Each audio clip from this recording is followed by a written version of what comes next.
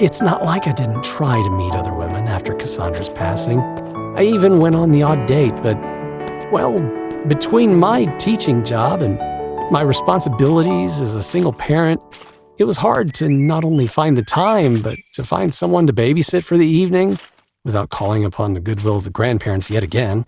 Most of all, though, it was impossible to find someone to fill the yawning void that Cassandra had left in her wake.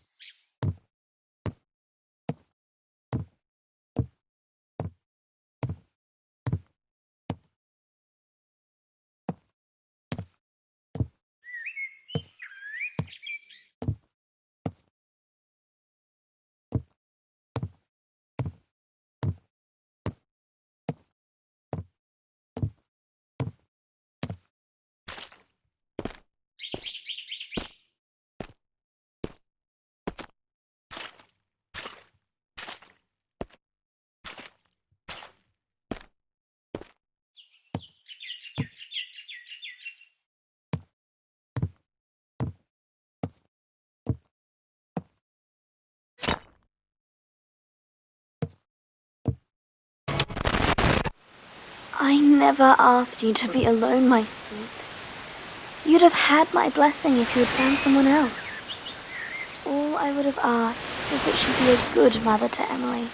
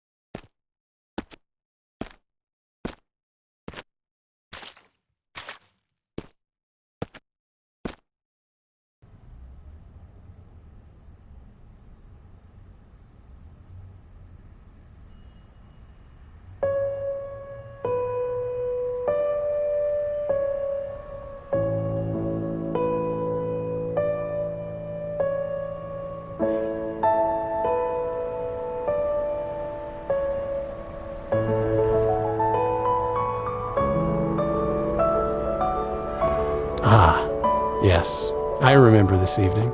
My wife left a note for me with a friend of ours who worked at a place called Danny's Cafe. Oh, she always did like her little games. We had a lot of good times in this district, made a lot of good friends, enjoyed a lot of good meals, but there are, unfortunately, other memories which I associate with this place.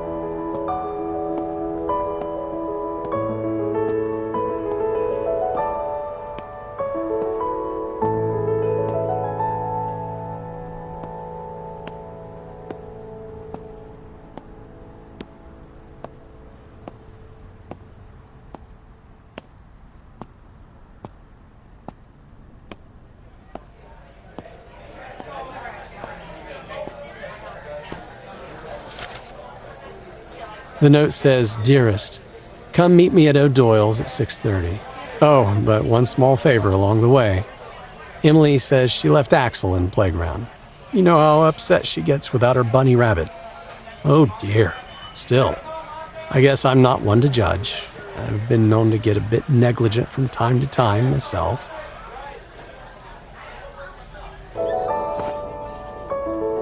That's one errand run. Next stop, O'Doyle's.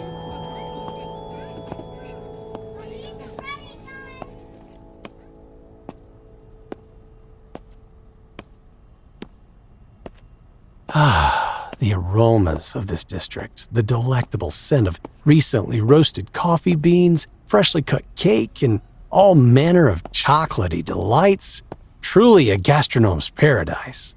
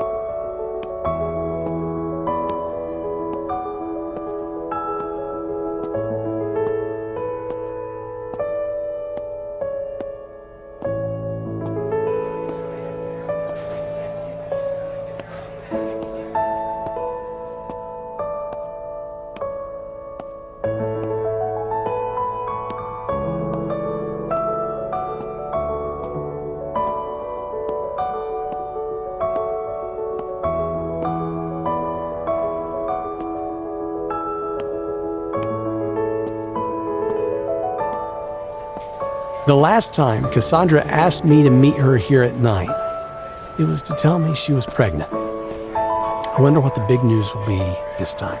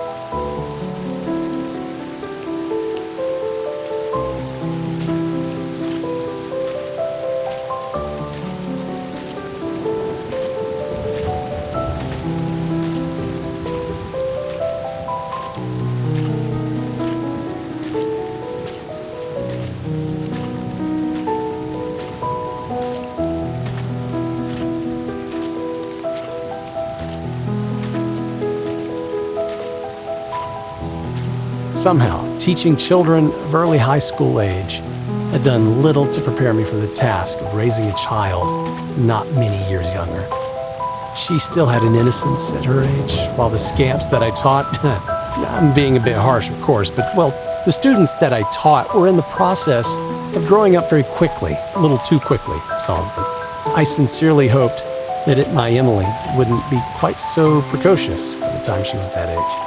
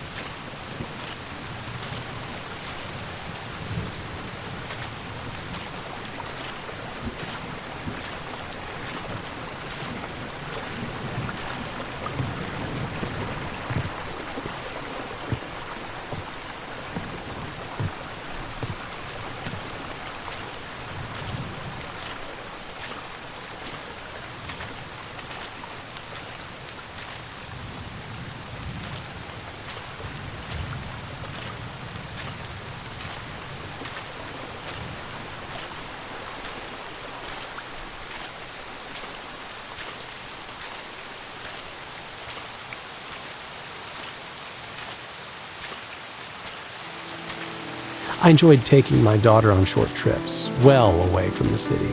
I didn't want her knowing nothing but schools and streets, which my own life almost seemed to consist of. I figured she needed to breathe a bit of nature every once in a while, enjoy a bit of fresh air. It's one thing to civilize a child, but another to deny them their childhood altogether. We both seemed to like the beach, especially.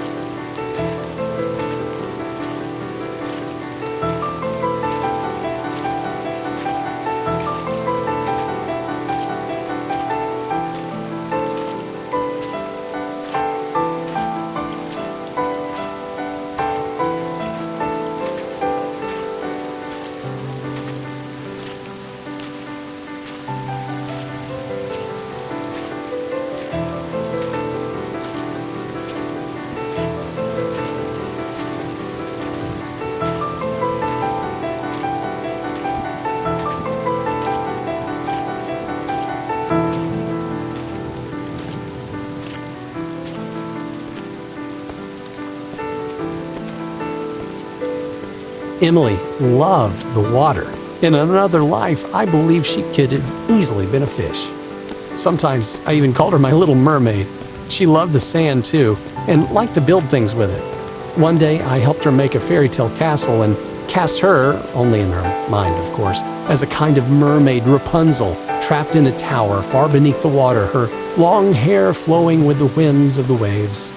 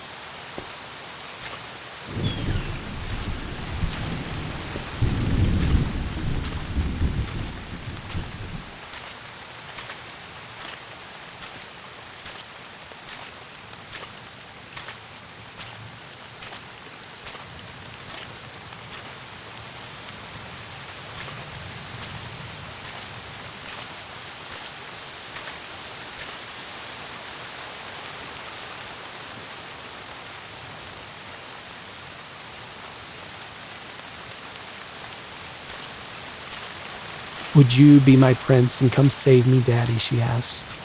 "No, sweetie, that'll be another man. We just don't know who yet.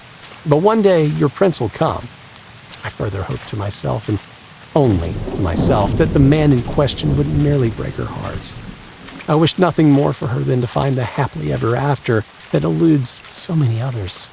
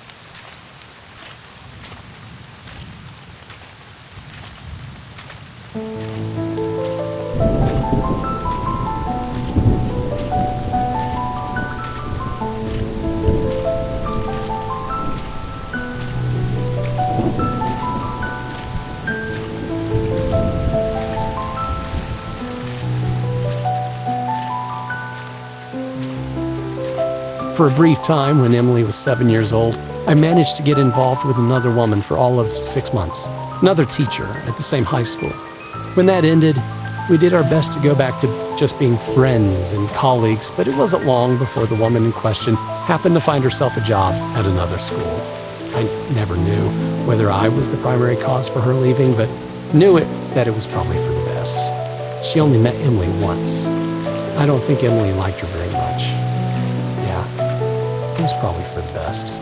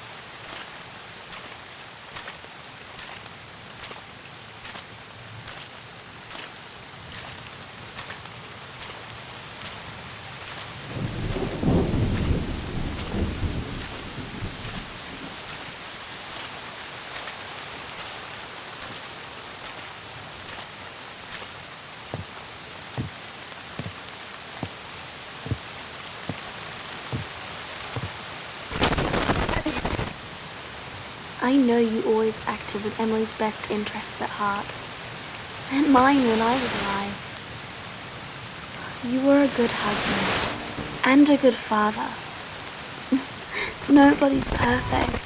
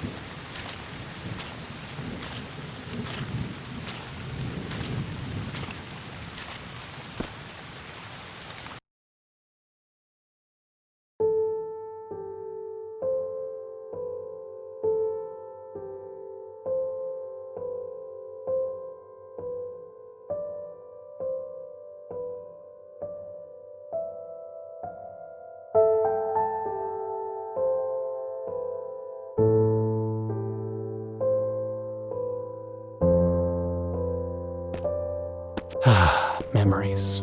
My wife and I used to come to this place to mess about, before we were actually husband and wife, of course. Her parents were a bit on the religious side, and, well, I'm not sure my parents would have appreciated us getting up to mischief in their house either. It wasn't glamorous, but at least we knew we could be alone here.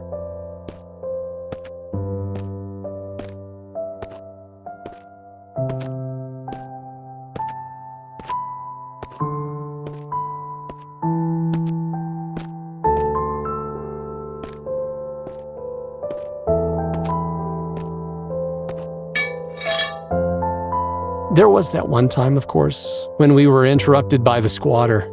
The poor old guy seemed a bit embarrassed by his discovery, truth be told. We quickly finished up our business and respectfully departed. During future visits, we made a point of keeping to the other end of the building, just in case.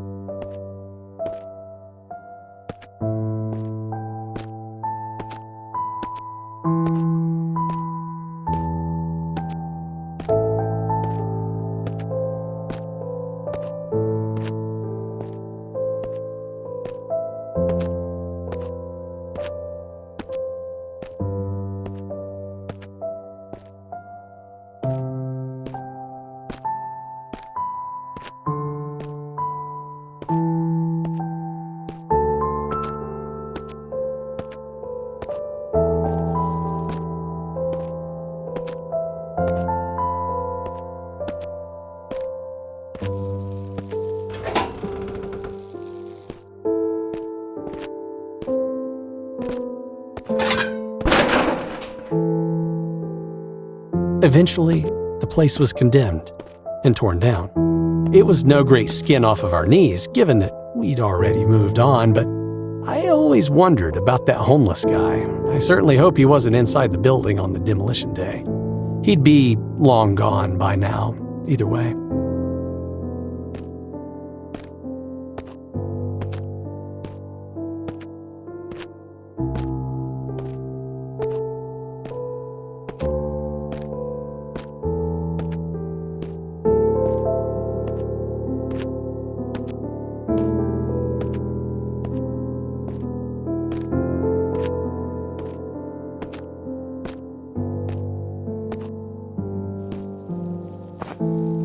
Ah, that's right. I'd completely forgotten that this is where we found Axel, named him, and jokingly decided to keep him should we ever have a child together. Careful what you wish for.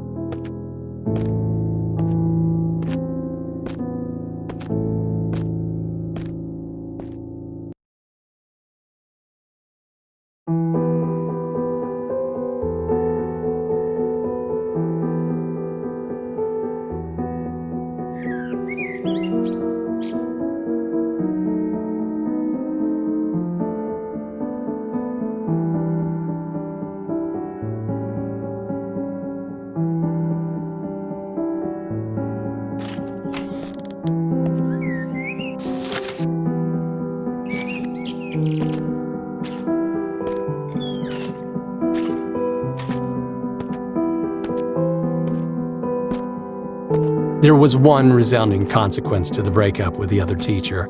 Shortly afterwards, my drinking started to spiral out of control.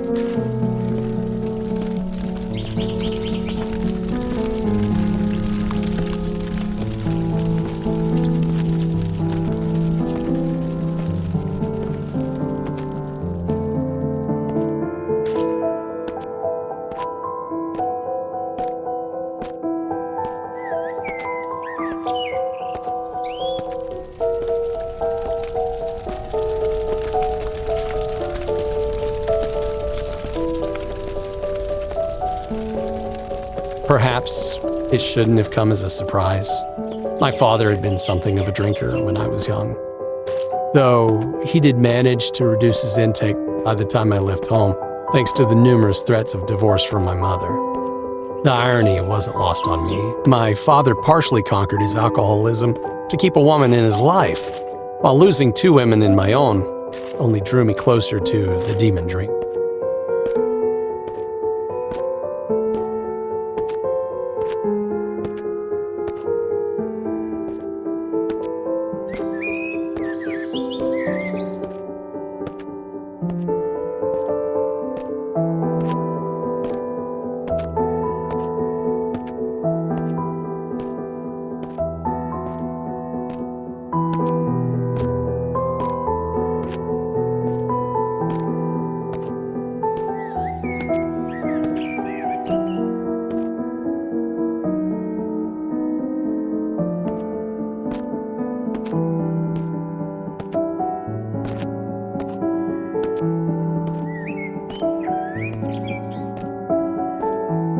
I never hit Emily. Not before the drink and not after. It just didn't affect me that way. Alcohol didn't make me violent, it made me negligent.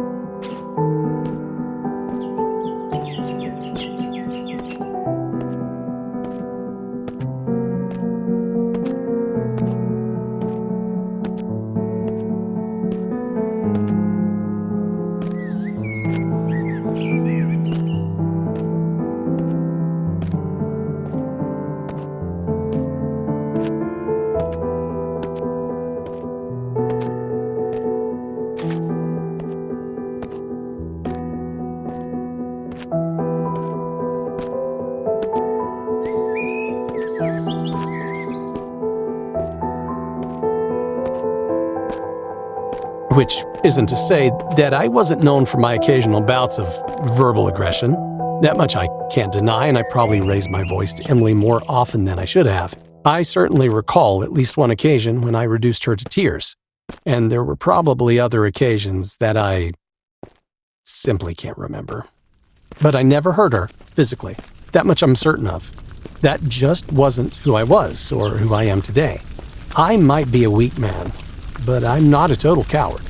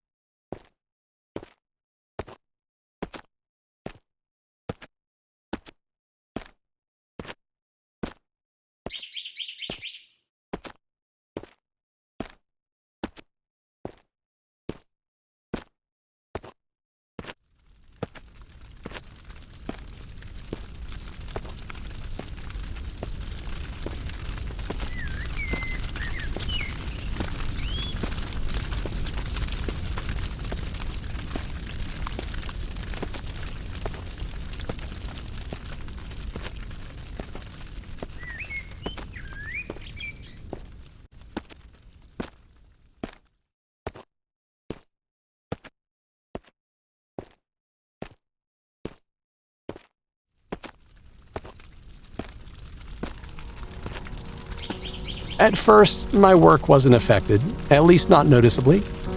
As the months progressed, however, I found myself substituting the water in my plastic bottle for vodka. Only sometimes on especially hard days, and only a partially full bottle. No one ever knew, of course, that though my work performance was questioned on 1 or 2 occasions, That said, my job was never in threat, at least for the first year or so. Then came the day of a certain small incident, and well,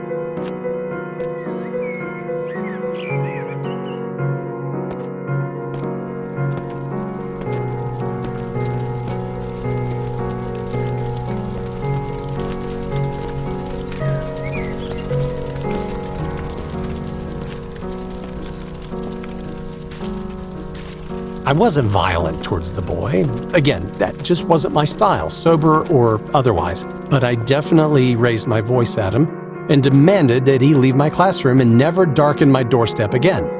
I might have even sworn at him. The official report certainly claims that I did.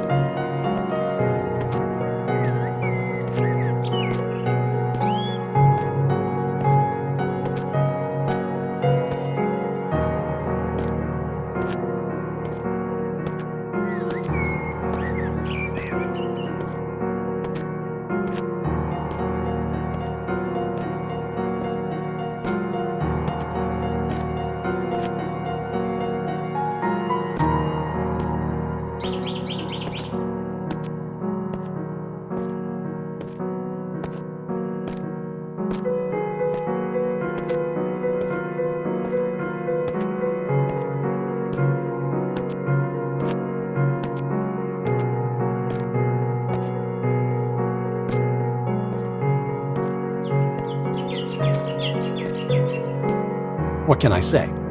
His disruptive behavior was difficult enough to tolerate, even when I was in a fitter state to endure such nonsense, but things were starting to deteriorate in my life generally, to the point where Emily's grandparents were starting to intervene a little, and I guess I took my frustrations out on him rather than her.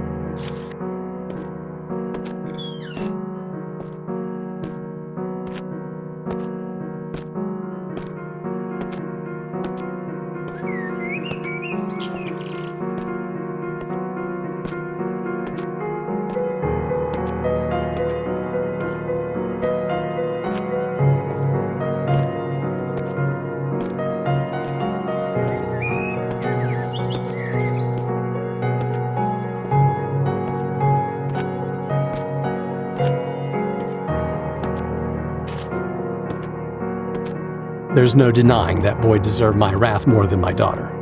I was put on suspension since I hardly had a history of these things. I'd been a good worker up to that point. I honestly had. Go sort yourself out, they said. I had every intention of doing just that.